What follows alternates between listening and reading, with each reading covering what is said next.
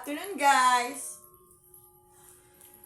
This is your channel, ST Mix Vlog. Kung nakikita nyo, may candle na naman. Ibig sabihin, mag-share na naman ako ng aking horror experience. Yung real horror experience ko. No? Sino ba sa inyo, guys, ang naniniwala sa premonition? Premonition. Sino sa inyo dito ang naniniwala sa premonition? Kasi ang ikukwento ko today is premonition. Premonition ng aking nanay. Kasi namatay ng nanay ko 2 years ago. September 8, 2 years ago. Yun ang ikukwento ko o i-share ko sa inyo ngayon. Kasi ganito yan. At saka isa nga pa pala, guys, before anything else. Ito na muna yung magiging pinaka, parang hindi naman last, no?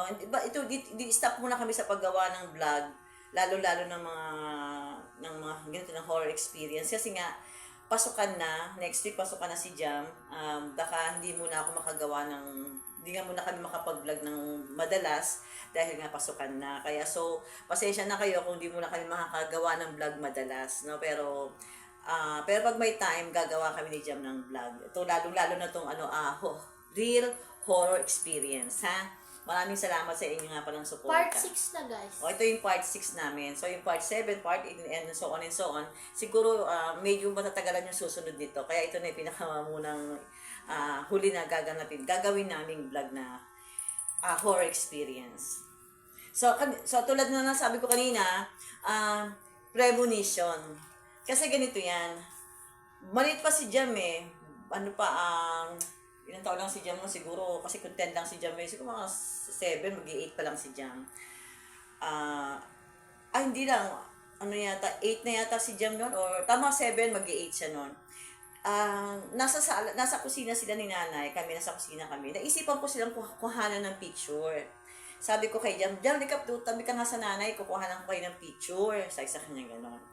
Tapos nung kinuhanan ko ng picture, ang gamit ko cellphone, yung isang pang cellphone dati. So, yung Oppo ko ng cellphone. So, nung kinuhanan ko siya ng picture, silang dalawa ni Jam, kasi magkatabi nila, nakagano si Jamela kay nanay, magkagano silang dalawa. Pag ako ng picture na gano'n, pag-click ko ng gano'n, tapos pagtingin ko sa picture, tinignan ko sa picture, my God! Ang nanay ko, walang ulo. Walang ulo yung picture ng nanay ko, no? Sumalangit daw ang kanyang kaluluwa. Nanay, sumalangit daw ang kanyang kaluluwa. Walang ulo yung picture ng nanay ko na kung saan kasama niya si Jam na kinuhanan ko siya ng picture. So, ang ginawa ko, gulat ako. Dinilit ko. Sabi ko, bakit ganito ba ito ng ulo? Sabi ko sa sarili ko, dinilit ko. Sabi ko, try again. Sabi ko sa kanilang nanay, isa pa nga. Sabi ko sa kanya gano'n. So, di kinuhanan ko ulit sila ng picture. Tapos, tinignan ko ulit. Alam niyo kung ano naman?